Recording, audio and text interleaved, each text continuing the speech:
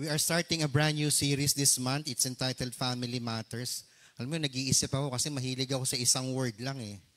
Na-break yung record ko ngayong month na to. Sabi ko kay May tsaka kay Aimee, nag-2 words ako. So Family Matters. We're going to talk about the family this whole month. And be ready mga kapatid. I'd like to talk about the fathers today. So manener muna ako sa mga tatay ngayon na kagaya ko. Are you ready? Raise nga ang kamay ng mga tatay. Yung gustong maging tatay, taas ang kamay. Yung mga singles na gustong maging tatay at mga nanay at tatay at the same time. I'm going to talk about the fathers today and pagpalain ng Lord ng mensahe niya sa umagang ito. Okay? Let's pray first. Father God, we thank you for today. Salamat po Lord kahit masama ang panahon. This is still the day that the Lord has made. And we will rejoice and be glad in it. Salamat, Panginoon. We pray na ngayong salita ngayon ay mangusap sa amin, lalo na sa bawat ama ng tahanan, especially God, na kami po bilang head ng family ay masabi din namin yung sinabi ni Joshua, that as for me and my household, we will serve the Lord. Turuan mo kami sa umagang ito, banal na Espiritu, ipaunawa mo sa amin ang iyong mensahe. Salamat po Lord, anoint your servant today. In Jesus' name we pray. Amen. Sabi po sa ating caption, nababasa nyo ba? Okay. The family is the foundation of God's creation. So in the Garden of Eden, before sin entered into the world, God formed the family. So since that time, the family has been the central part of every human society. May instruction sa husband, sa Bible, may instruction sa wife, may instruction sa children. May instruction sa mga anak ng Diyos. Kaya lang sadly po mga kapatid, today, the importance of the family has been forgotten. Especially sa ating mga mananampalataya, nakakalimutan natin to. So this sermon series will explore God's blueprint for the family, the challenges that come to the family, and God's provision for the family. And then why the family matters to God. First of all, mga kapatid, ang title po natin, As for Me and My House, yung inawit natin kanina, ay may pamagat na ganito. Sa ganang akin at sa aking pamilya, kami ay maglilingkod sa Panginoon, sabi po ni Joshua. First of all, the family, yan po yung ating scripture, the family was instituted or established by God. Si God po ang nagtatag nito. Ang Panginoon ang may akda, ang may likha ng pamilya. Genesis 2:18 says, the Lord God said, it is not good for the man to be alone. I will make a helper suitable for him. Pagka may kinakasal ako, isa to sa part ng aking mensahe, pagka po meron akong ikinakasal. Sabi ng Panginoon, it is not good for man to be alone. Noon pong create ng Diyos ang creation. Tuwing meron siyang kinikreate, pagkatapos niyang likain yun, ang bukang bibig ng Diyos, it is good.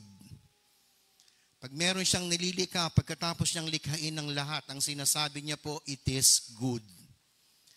Nung tapos na ang kanyang creation, nagpahinga siya, tinignan niya ang kanyang kinapal, ang kanyang create, ang kanyang nilika, at ang sabi ng Panginoon, behold, it was very good. So it is good, it is very good. Pero nung nakita niya si Adam mag-isa, ang sinabi niya, it is not good. For the first time, sinabi ng Diyos that it is not good. Nung nakita niya si Adan na mag-isa. So sabi ng Bible, it is not good for man to be alone. Hindi mabuti sa lalaki ang mag-isa. Ang sabi ng Diyos, I will make a helper suitable for him. Yung helper po dyan, hindi katulong. Hindi alila. Mamaya sasabihin ko po sa inyo ibig sabihin ng helper. Tsaka yung word na suitable.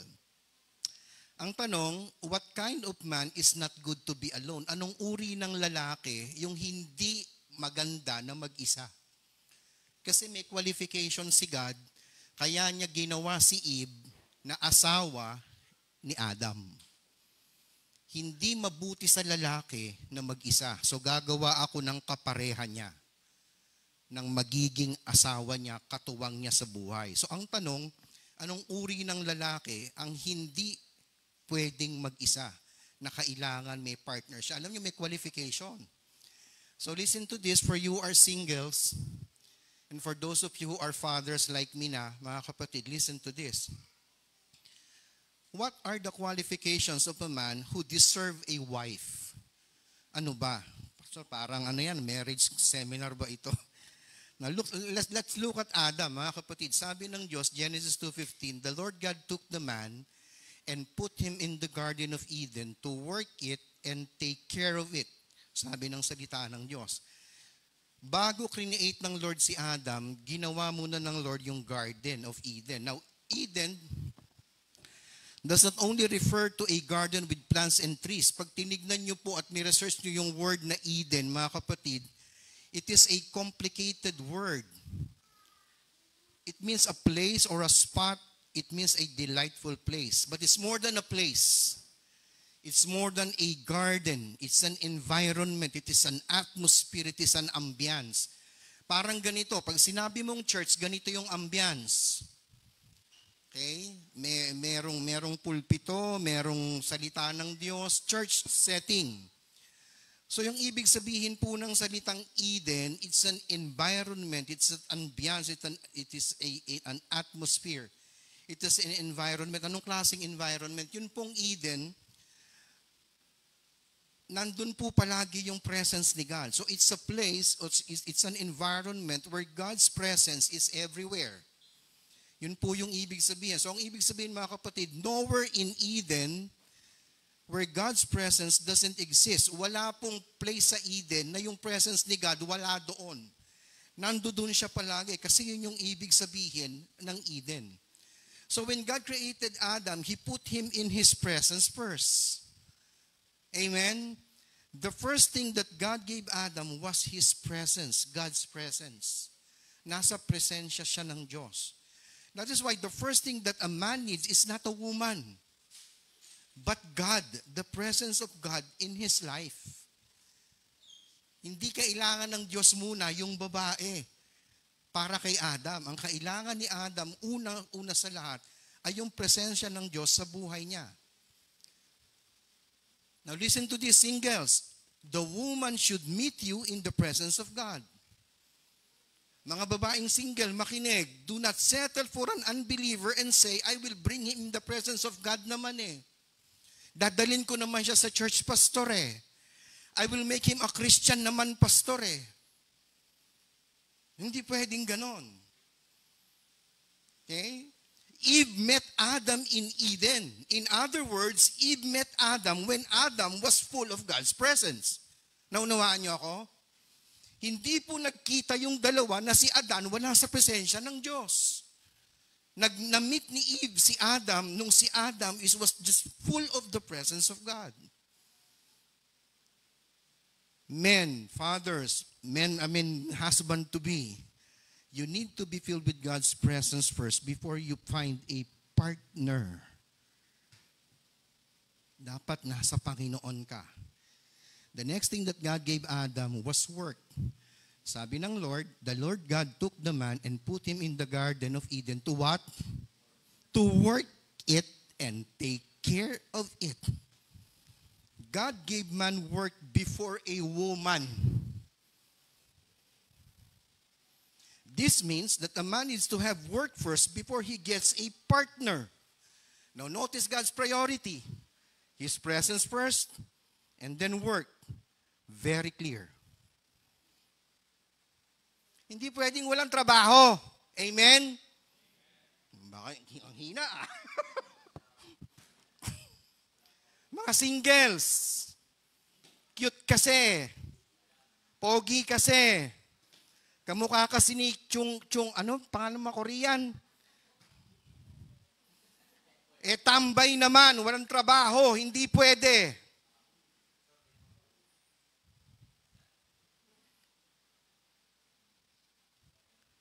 Next thing God told Adam, look at this, puro Genesis 2:15 lang. The Lord God took the man and put him in the Garden of Eden to work at it and take care of it. Sabi ng Bible, the word take care, kung titignan niyo original, it means to cultivate. It means to bring out the best of everything around Adam. alagaan mo yung garden. Now, since si Eve, part na ng garden, part na ng Eden, responsibility na ni Adam to take care and cultivate Eve. What's the meaning of to cultivate? To bring out the best of everything around you. That is why when God gave Adam Eve, He gave the responsibility to Adam to cultivate Eve and take care of Eve. Part of Adam's responsibility now is the task to take care of Eve. Now, Jesus is the groom at meron siyang bride sa Bible. Sabi ng Bible, sino yung bride ni Jesus? Yung church. Tayo po. By the way, do you know that the Bible begins in marriage and will end in marriage? Aware ba kayo doon, mga kapatid?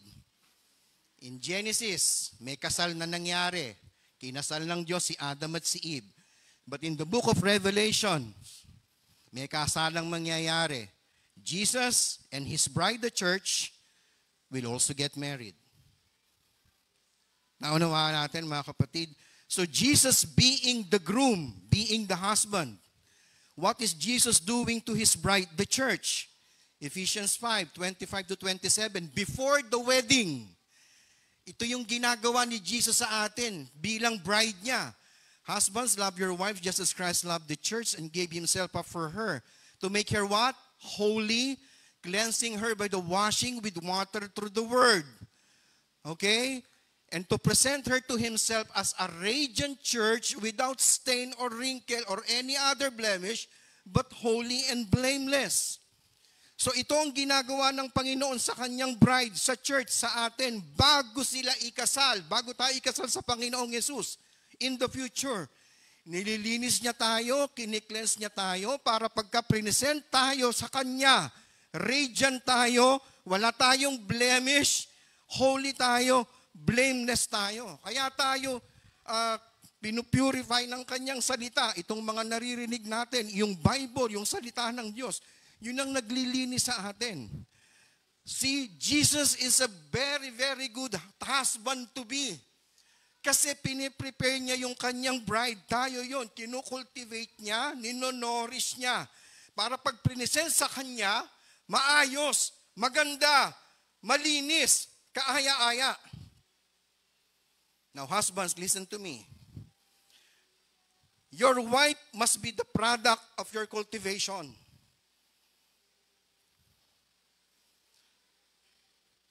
Kaya siya maganda hanggang ngayon. Because you're doing a great job cultivating her. Kaya pag yung asawa nyo nagmumukha ng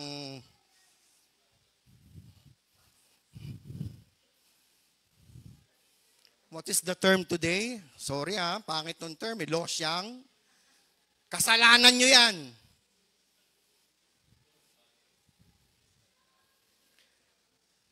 You are not doing your job cultivating your wife. Pastor, ay naman ng asawa ko, binibigyan ko na nga ng pampaganda mo, mag-parlor ka naman, mag-bis ka ng ganito. Ay naman ng asawa ko. Sino ba masusunod? Kailan nyo sinabihan ng asawa nyo na mahal, ang ganda-ganda mo?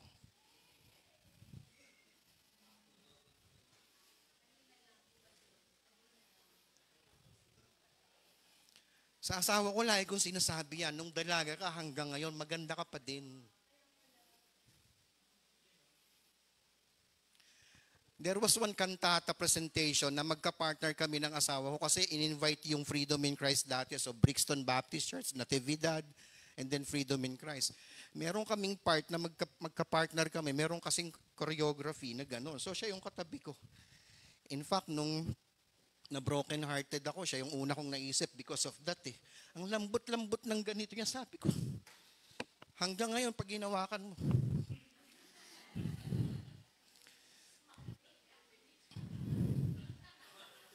Malambot pa din. Nadagdagan nga lang ang lambot, pero but just the same, husband, listen to me.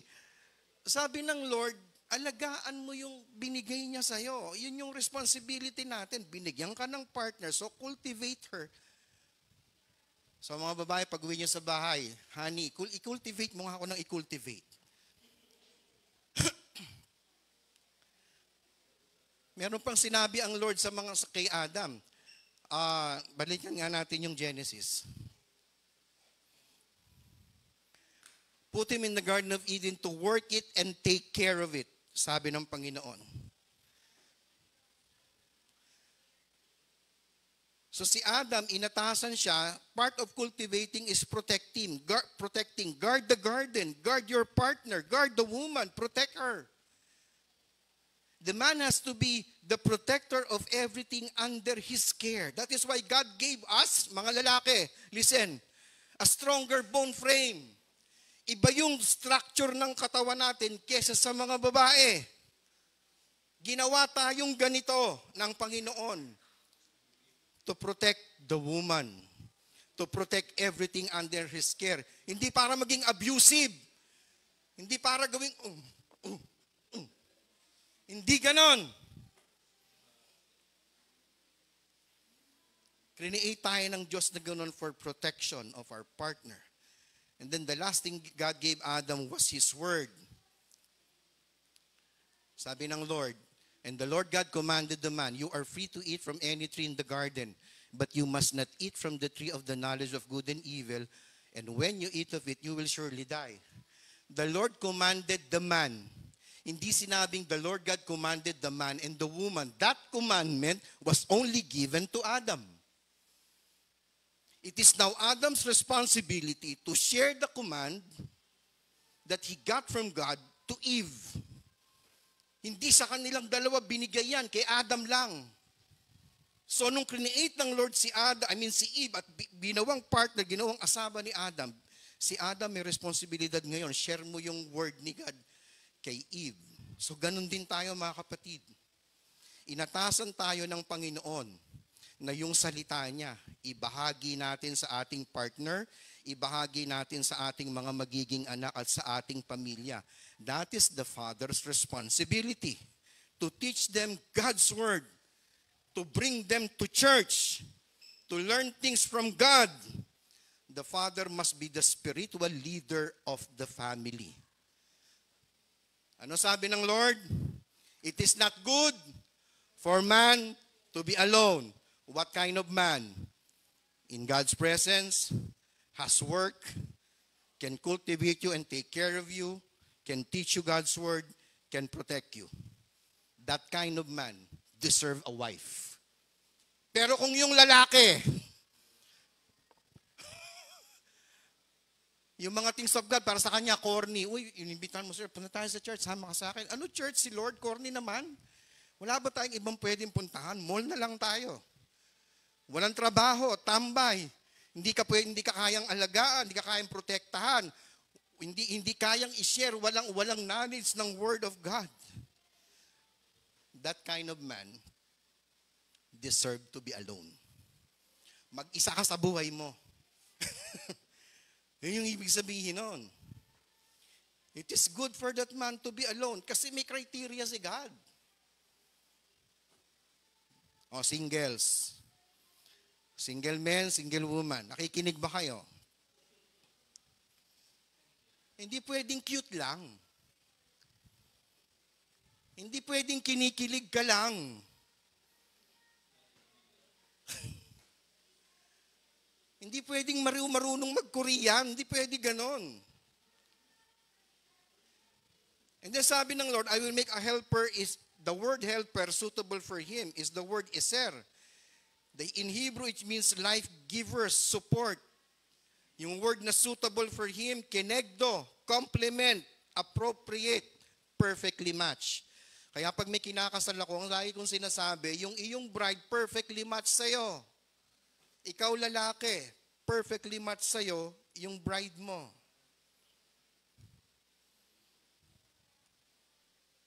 Okay? Ayan, no? What kind of man is not good to be alone?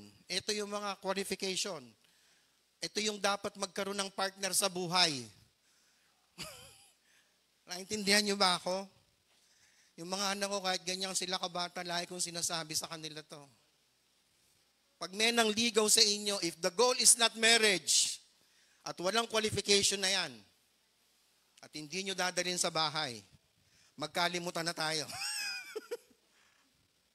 Ano yung text lang, kayo na? Hindi pwede. Gusto kong makilala yung mga yan. At saka yung maganda yung apelido. Joke lang. Pumili kayo ng apelido, Zobel, Ayala, mga ganyan. Oo.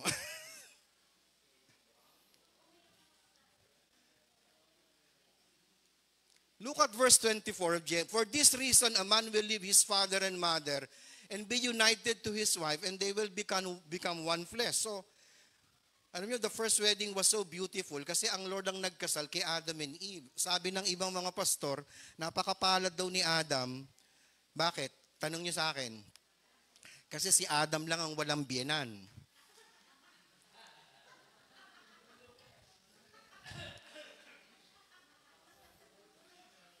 Amen ba, Pastor Jess? Ang palad-palad ni Adam kasi si Adam lang ang wala siyang biyenan. Yung mga may problema sa biyenan, amen?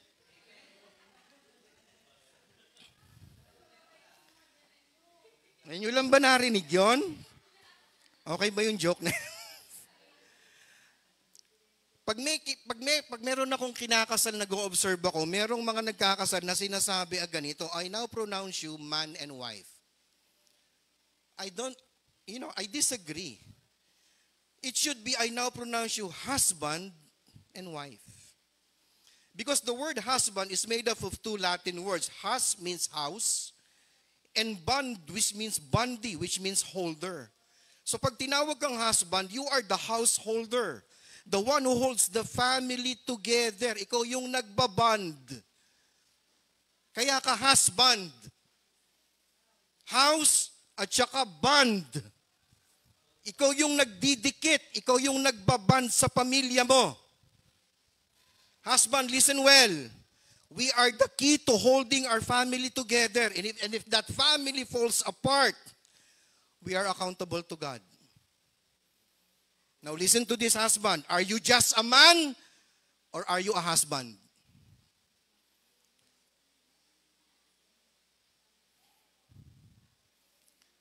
The family is instituted and established by God in the garden. Number 2, the family is important to God. Why? Because it reveals God's character. Pag may kinakasal, palaging picture yan ng pag-ibig ng Diyos sa kanyang bride. Yung church. Ganun pinapakita kung gaano kamahal ng Diyos ang kanyang bride, ang church. Nakapunta na kayo sa mga wedding, sino pinakamaganda? Yung bride. Sorry Hindi, pastor, mas maganda ako sa kanya. Kala mo lang yon. Pinakamaganda siya sa araw na yon.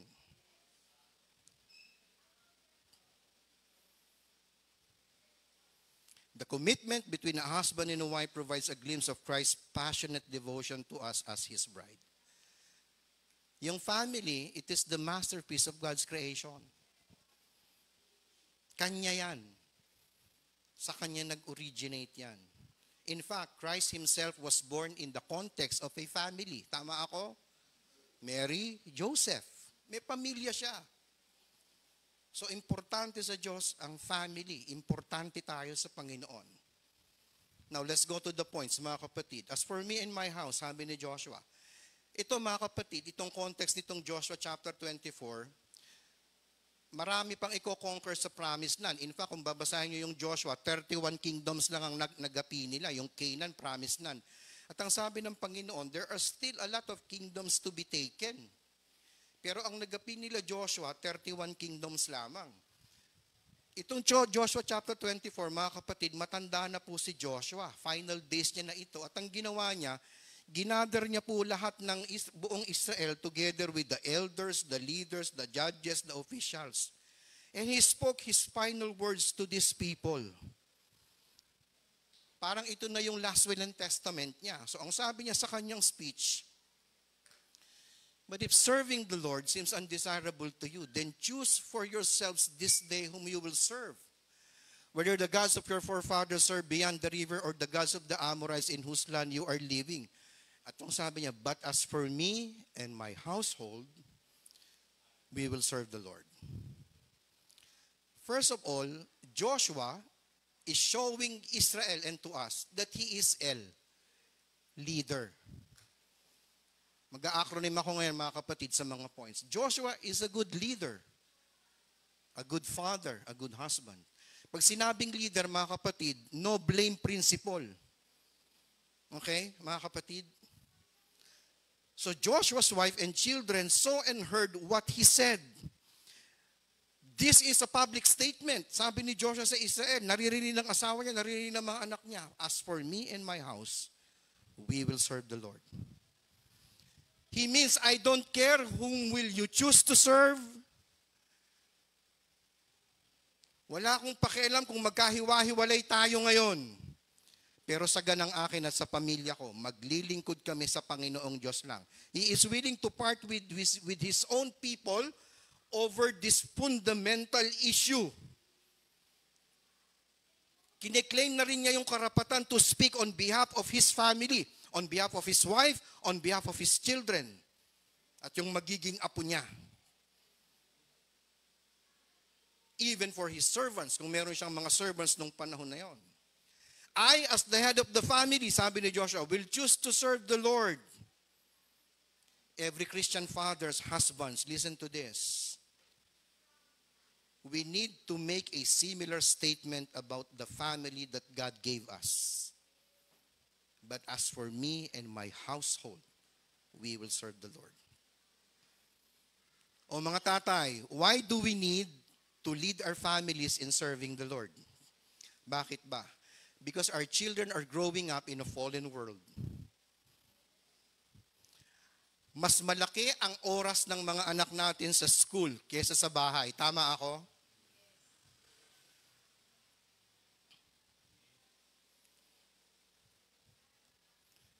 They can be around students who can have a strong negative influence on them. Nung college ako, may bigla na lang pumapasok sa room namin pag vacant. Sino sila? Mga estudyante. Sino sila? Anong dala-dala nila? LFS po sila. Ano yung LFS? League of Filipino Students. Sino sila? NPA. Nagre-recruit po sila. Gagaling magsalita, mga kabataan. So mga tatay, tayo yung manguna. Kung di natin gagabayan ng mga anak natin, mas marami silang panahon sa school, mas marami silang time sa mga classmate nila. They can be around students who can have a strong negative influence on them. Ito pa yung malungkot. Our children are spending more time in gadgets than spending time with us. Para tumahimik, ano gagawin? Bigyan mo ng cellphone. Tatahimik yan. Tama ako?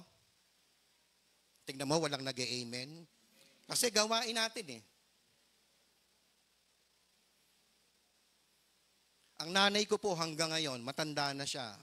Pero kinukuha pa rin siyang sa Canada. Kinukuha pa rin siya, what do you call that? Oo, ng mga bata. Yung mga tatay at nanay doon na merong trabaho parehas. Oh, Ate Julie, papasok na kami, punta ka na sa bahay. O, Nay, anong ginagawa mo? Ilan yung bata doon? Minsan 3. Anong ginagawa mo, anak? Yan lang naman. Pag may mga gadget naman, kahit maghapon ako doon, wala naman ako. So wala siyang ginagawa kasi may gadget lang.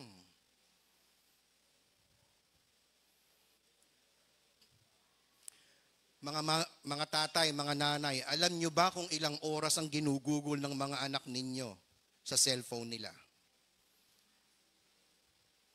Alam nyo ba kung ano nang pinanonood nila? Daddies, look at this. Sabi ni Brian Davis, nakikita nyo po ba? When dad comes to Christ first, 93% of families will follow. Pag nanay yung nauna, 17% lang. Pag yung mga anak, 3.5%. Bakit kami naging Christian lahat? Tatay ko yung unang naging Christian eh. Ako yung huling na born again. Ako pa yung pastor ngayon. So mga tatay, makinig kayong mabuti. When dad comes to church first, 93% of families will follow. Ito pa isa. 75% of kids left the church from 18 to 29. Why the 25% stayed and connected with Christ? Ages 18 to 29. So sabi, 75% umaalis sa church. Pero yung 25% naiiwan. Ang tanong, bakit naiiwan daw yung 25%? First reason, because they ate dinner 5 of 7 nights a week as a family. Huwag nyo nang taas ang kamay nyo. Merong bang time sa loob ng isang linggo, sabay-sabay kayong kumain? Tamo, walang makasagot. Kahit dinner, kahit date, kayo as a family. Of course, yung iba nasa abroad, pastor, nasa abroad na kasi. Pero nung nandito sila, nakukumpleto ba kayo pagka eating time? Meron ba? Dapat meron. Pastor, kasi yung eating time namin, sermon niya ng nanay ko, ng tatay ko. Diyan kami sinesermonan. But just the same, dapat meron tayong ganon, mga kapatid. Meron pa ba kayong 8D? Kaya sila nag-i-stay, may family eh.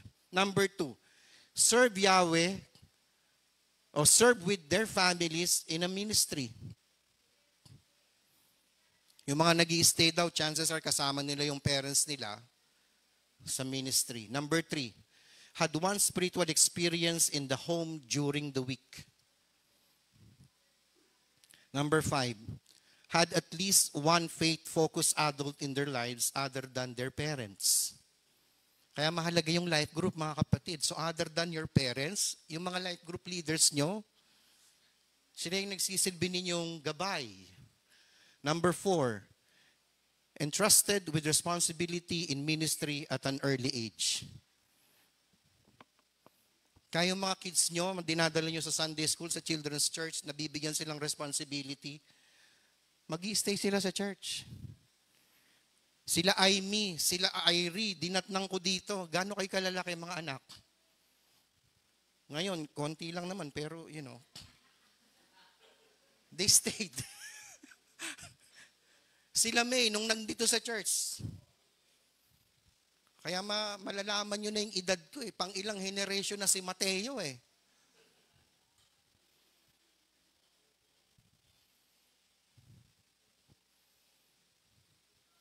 Ano yung number 1, leader? No blame principle. If something's wrong with the family, husbands, daddy, listen to this. If something's wrong with your family, you cannot blame your wife, you cannot blame your children, you cannot blame the school, you cannot blame the government, you cannot blame the church. Why? Because you're the leader. Huwag nyo sisikay ng sisi sa gobyerno, sa eskwelahan, sa society. Ikaw yung leader eh. Tayo yung leader eh. Sa isang counseling session, nagpa-counsel yung tatay sa isang counselor. Sabi niya ganito, but my wife won't listen to me. Sabi ng counselor, if your wife won't listen to you, then whose responsibility is it? You're the leader. You're the husband. Bakit ang reklamo mo, hindi nakikinig sa iyong asawa mo? Sino ba ang nasusunod sa inyo?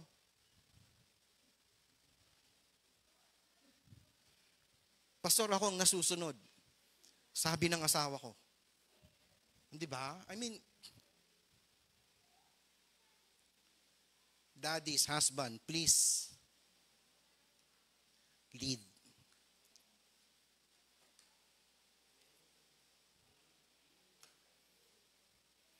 Next point, E, example.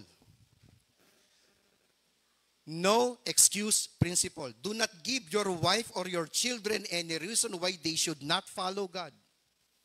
Wag nyong, mga tatay, kagaya ko, listen to me, at yung mga gustong maging tatay at magiging tatay in the future, wag nyong bibigyan ng dahilan yung asawa nyo at yung mga anak nyo ng dahilan para hindi sila sumunod sa Diyos at maglingkod. Bakit ako magsisimba? Yung tatay ko nga, hindi nagsisimba eh. Tama?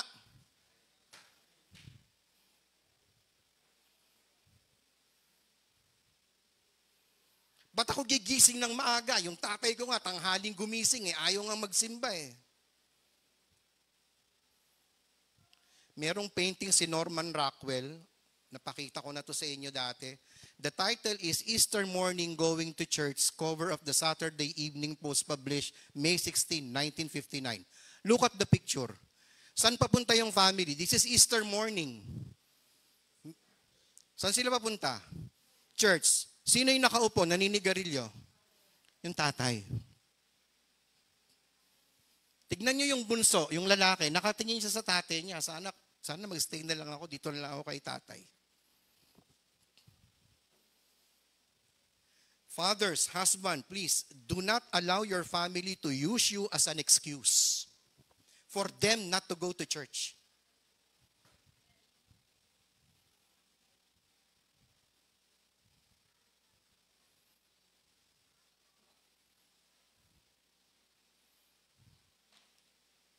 Joshua 24:15.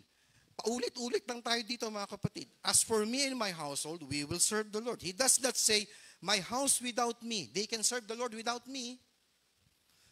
He does not say, I will serve the Lord and my family joins me in this pledge. Nagsasalita ako, sigurado ako na sa pamilya ko, ako at sila, paglilingkuran namin ng Panginoon. So as far as Joshua is concerned, by leading by example, gusto niyang sabihin sa Israel, sa family niya at sa atin ganito. He is so certain about his family. Ang hirap sabihin ito kung di siya sigurado. Ang tanong, why is Joshua so certain about his family in saying this, that they will serve the Lord? He can speak like this because he had taught them well for many years. He was a good example to his family. Maganda siyang ehemplo sa kanyang pamilya, kaya kayang-kaya niyang sabihin ito.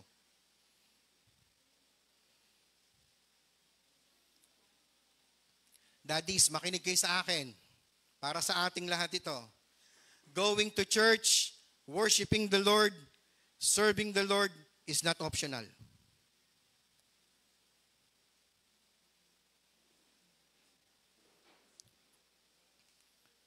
Look at this. The father's impact on faith. If both father and mother attend church regularly, 33% possibility that children will also attend church and serve the Lord. Okay? If only the mother attends church regularly, 3%.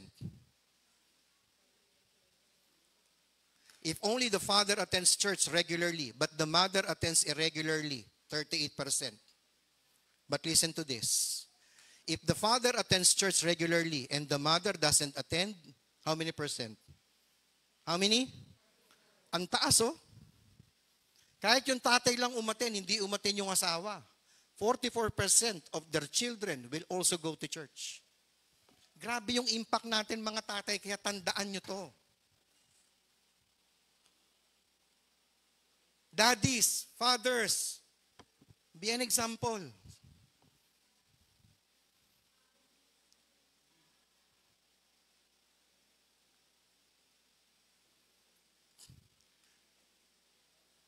Third, A, affirm.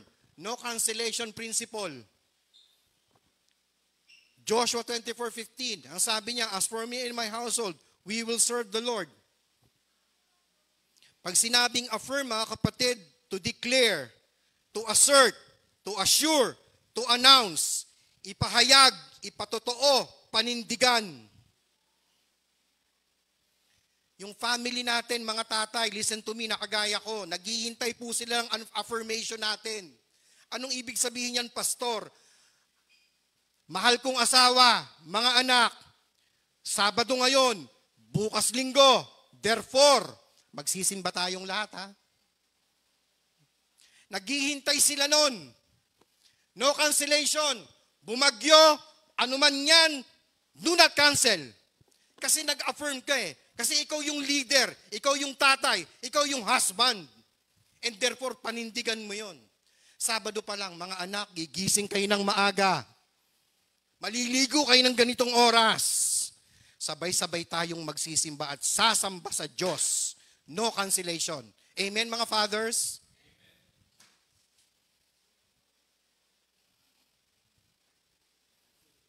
Hinihintay yan ng asawa mo, hinihintay yan ng mga anak ninyo. Na yung tatay ko mag-assert ng kanyang authority at leadership sa bahay na ito, lead by example, affirm something pagdating sa Panginoon.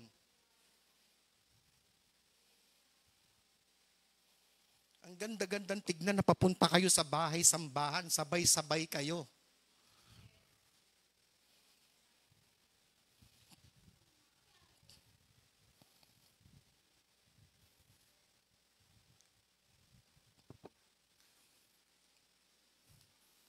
(24:14) Now fear the Lord, sabi ni Joshua. Serve Him with all faithfulness. Throw away the gods your forefathers worship beyond the river and in Egypt and serve the Lord, sabi ni Joshua.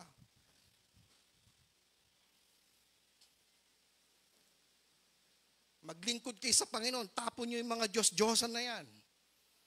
So dito nag-a-announce si Joshua, ina-assert niya yung leadership niya, pinakikita niya sa mga leaders, kapwa niya tatay, sa asawa niya, sa pamilya niya, naririnig nila ito.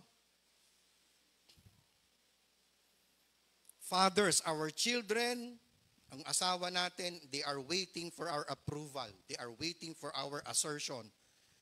They are waiting for our affirmation. Nagpaalam ako sa anak ko bago ko to sabihin. Sabi ko sa kanya, Ro, gamitin kitang illustration sa Sunday, ha? Tungkol saan, Daddy? May sermon kasi ako about family. Gusto kong ipaalam sa iyo na gagamitin kitang ilustrasyon. Alam niyo, pag gagamit ako ng ilustrasyon na tao, kung kakilala ko, nagpapaalam mo ako. Hindi ko ini-invade yung privacy nila. Kasi para sa kanila, mahalaga yun eh. So, pinayagan ako ni Ro dito. Anak, di ba, no? Sabihin ko pa ba? Meron kasing tuwing Saturday, outreach program, sinasama ko silang dalawa. Yung asawa ko dapat kasama, kaya lang may masteral siya pagka Saturday. Eh. So yung mga anak ko, lagi kong sinasama yan. Kasi ang sabi ko sa kanila, mga anak, itong mga batang tinuturuan nyo, someday matatandaan nila kayo. Magpapasalamat sila sa Panginoon sa buhay nyo dahil tinuruan nyo sila. Kilala nyo si Ana? Taga-Bukid? Estudyante ko yun nung araw eh. Ngayon, kasama niya na yung mga anak niya. See, your labor in the Lord is not in vain. Amen? Anyway, nung na-assign si Rose, siya kasi yung magkikwento ng Evangel Cube. Yung tungkol sa Panginoong Yesus. Ngayon, hindi niya sinasabi sa akin, 1 week pa lang, nag-i-struggle na siya kasi hindi niya alam kung paano sisimulan. Although mga bata yung audience niya, siyempre nando doon kami, makikinig kami sa kanya. So, hiyang-hiya siya. Nung Saturday morning na nasa sasakyan, magkatabi kami. So papunta na kami sa Bukid, Malaya. Yung hawak-hawak niya yung cellphone niya, so ganyan na siya. Hindi ko alam kung ano yung inaarte niya. So, sorry anak ha, nainis ako, nagalit ako sa kanya. At nagsimula na siyang umiyak.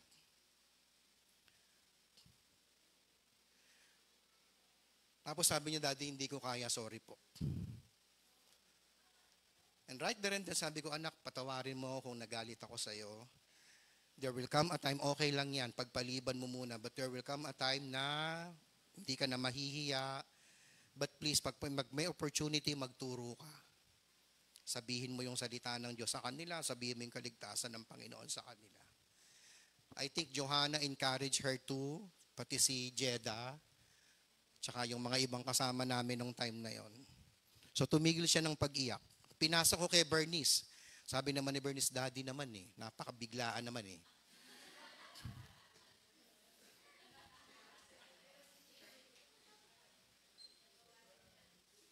Instant.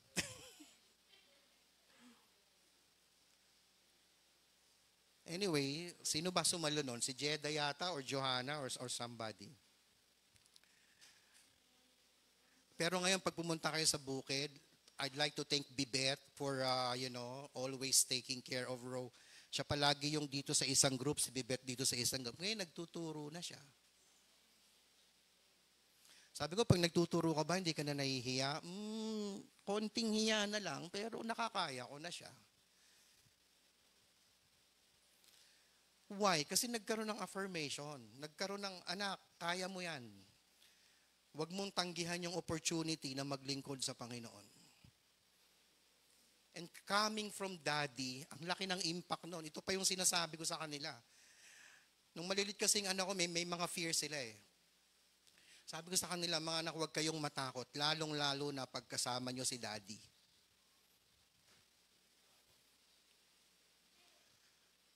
Mga daddies, have the courage to affirm.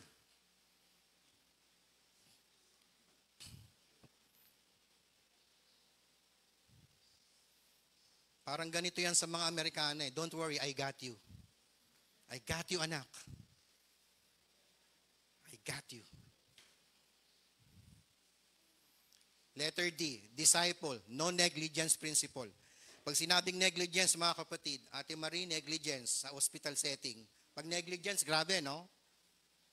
Pwede kang mawalan ng lisensya. It means non-fulfillment of duty, kapabayaan.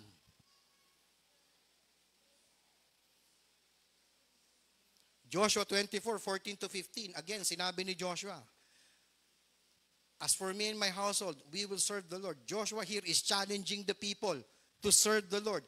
He is teaching the people by reminding them about what God has done to them. Kung babasahin niyo po, chapter 24, mula verse 1 hanggang verse 13, nag-throwback po si Joshua. Ito yung ginawa sa atin ng Panginoon. Mula kay Abraham, kay Moses, kay Joshua, the Red Sea, kay Esau, kay Jacob, sa Egypt, 10 plagues, Red Sea, Jordan River, Jericho Wall. Lahat ng mga bagay na itong dinaanan natin, naging faithful ang Panginoon. And therefore, the Lord deserved to be worshipped and to be served. So dito, nagdi-disciple si Joshua, nagtuturo siya. Tinuturo niya kung sino si God. Tinuturo niya kung sino si God sa kanyang faithfulness, sa kanyang katapatan. Ganon din tayo, mga daddy. Turo din natin sa kanila, sa ating pamilya, kung gaano katapat ang Panginoon. I-recall natin yung mga pagpapala in the past kung saan, ang bigat ng problema na iraos natin because of God's help. Kaya tuwing kakain kayo, huwag niyong kalilimutang mag-pray, ha? Thank you, Lord, meron pa kaming kinakain ngayon. Daddies, fathers, why do we need to disciple our families? Because of the rapid growth of evil. That's the first reason. Pag sinabing rapid, ang bilis-bilis ng kasamaan ngayon. There's a rapid morality decline in the world today. Dapat lahat i-accept na lang kahit mali. Amen? Maski yung kasalanan, winater down na yung mga tawag. Pinityata ni Pastor Reggie ito. For example, adultery. Ano tawag ngayon? Affair. Diba? Sarap pakinggan, affair. Fornication. This is sex outside marriage. O para gumaan at i-water down, i-dilute. Ano tawag? One night stand. Lust. Ano tawag? Love. Diba? Dinifferentiate ni Pastor Reggie. Gluttony. Katakawan. Kasalanan to. Ano tawag?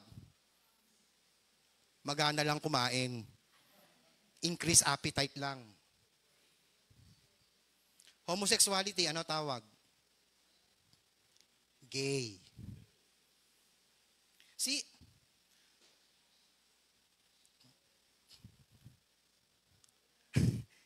dinilute yung tawag sa kasalanan in such a way para magmukha siyang hindi kasalanan. Naunawaan niyo ako, mga kapatid.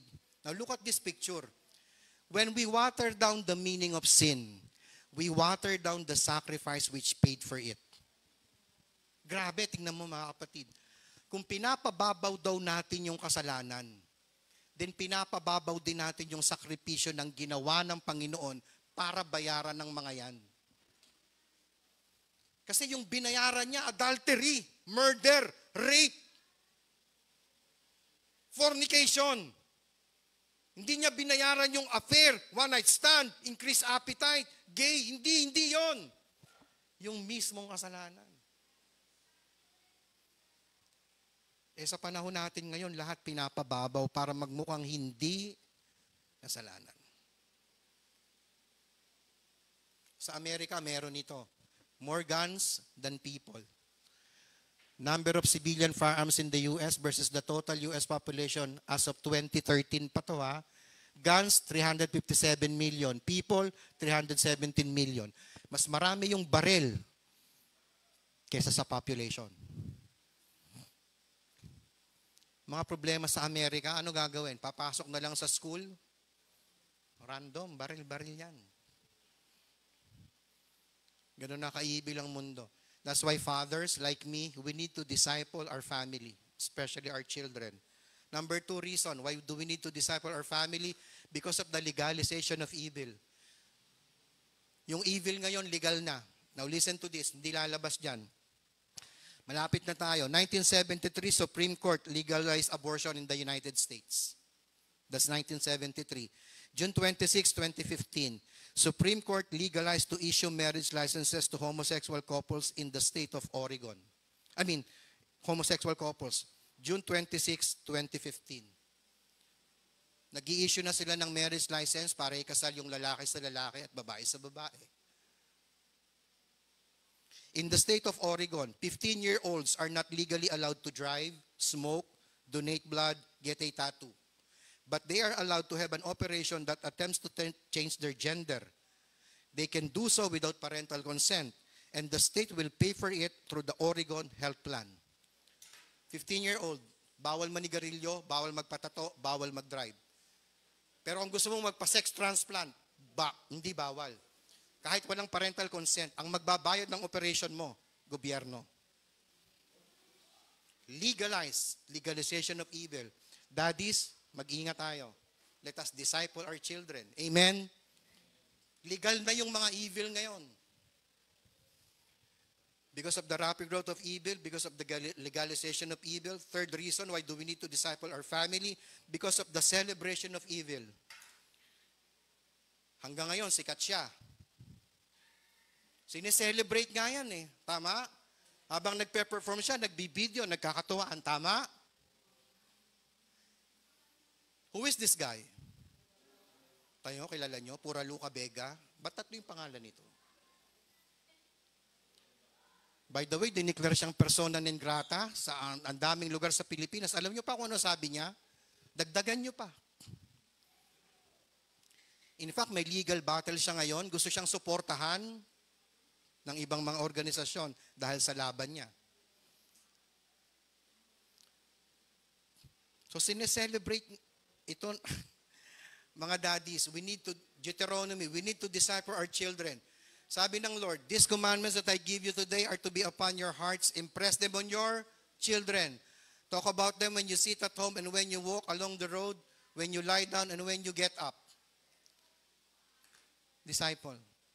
Sa mga bahay nyo ba, sa mga rep nyo, maglagay nga kayo ng Bible verses?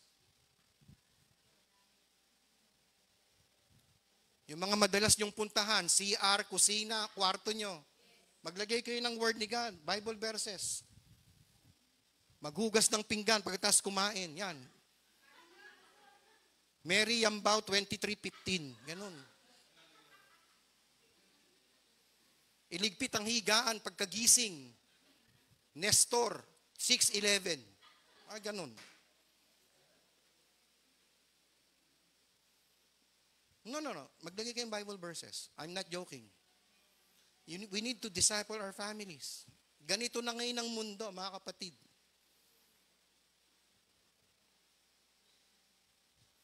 This is my last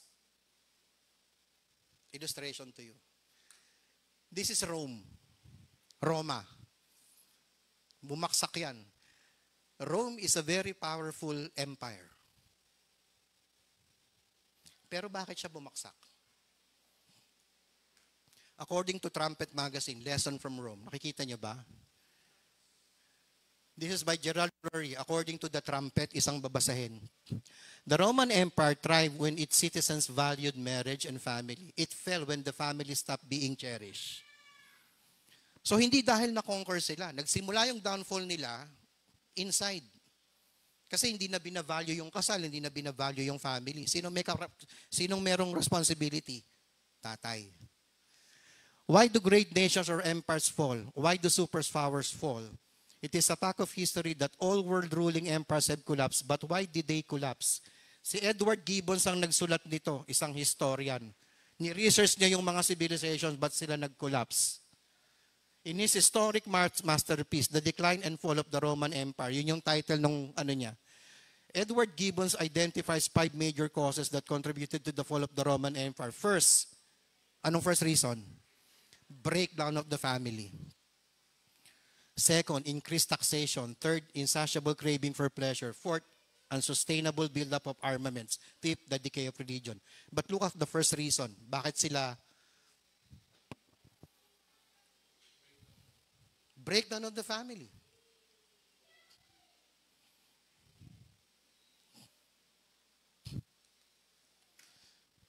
Sabi ni Arnold Toynbee, isang historian, family breakdown, civilization decline.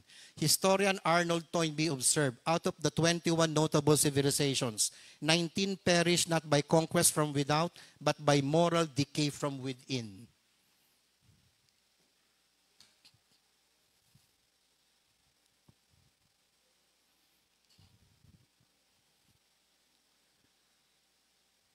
Husbands to be, single men, mga tatay sa panahon ngayon, nakagaya ko, we need to do something to our families. We need to bring them back to God.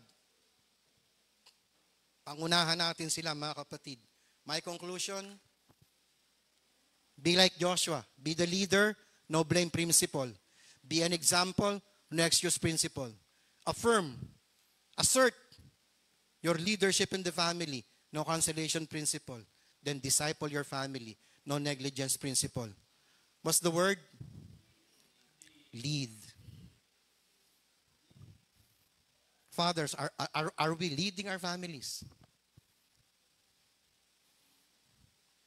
Grabe ang importansya natin sa bahay natin, mga tatay. Tandaan niyo yan. Si Pastor Reggie nga, pagka nakinig kayo ng isa sa mga,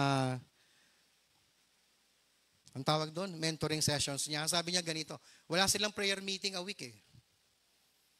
Sabi niya ganito, may trabaho kayo, Monday to Friday. Gawin niyo yung trabaho niyo. Pero pag may ministry kayo, nandito kayo dapat sa church. Pero pag Sunday, mga kapatid, this is non-negotiable. Magalit na kayo sa akin kung magagalit kayo. Pero dapat nandito kayo sa simbahan. Huwag kayong magdadahi-dahilan sa akin, napuyat yung anak ko, hindi pagising yung anak ko, ganito, ganyan, ganyan. Napuyat ako, ganito, ganito. That's a leader.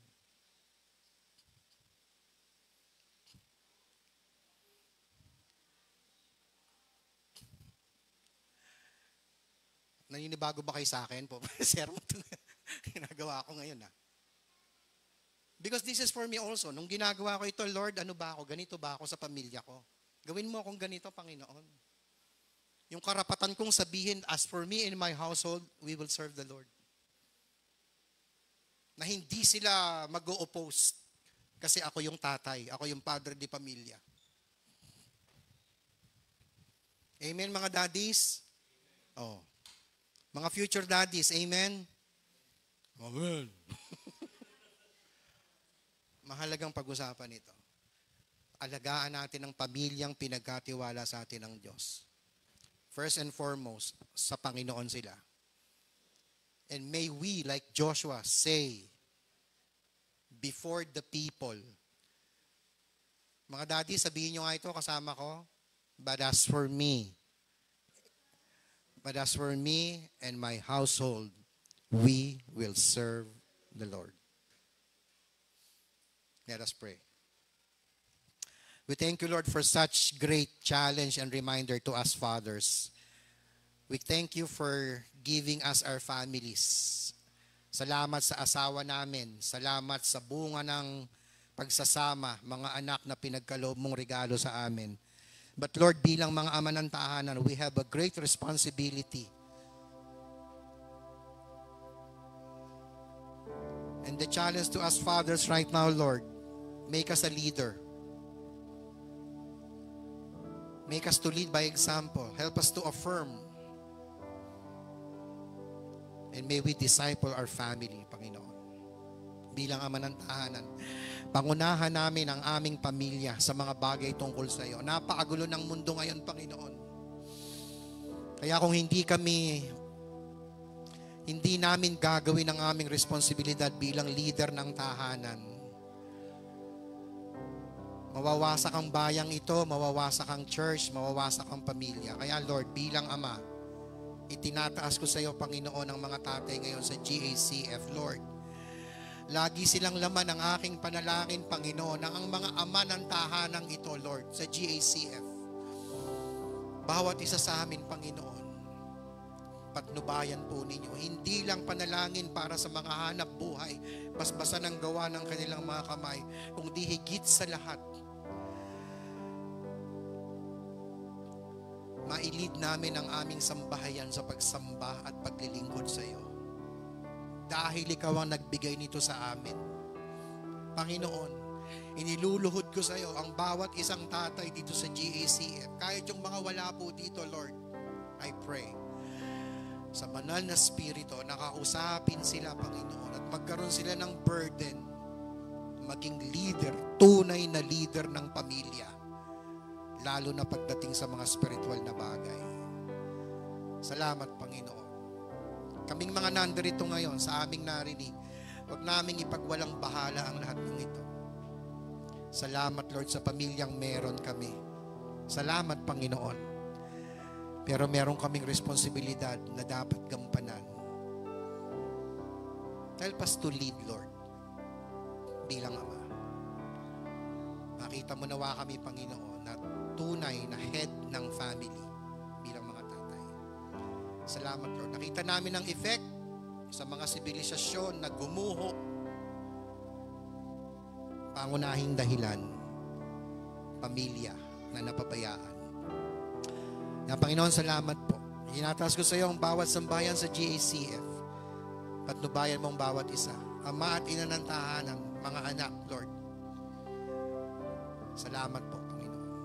Salamat sa iyong salita. Pinupuri ka namin, sinasamba. Salamat pong muli. Sa pangalan ng Panginoong Yesus, itong aming panalangin. Amen at amen at amen. Magandang umaga po sa inyong lahat, mga kapatid. God bless you.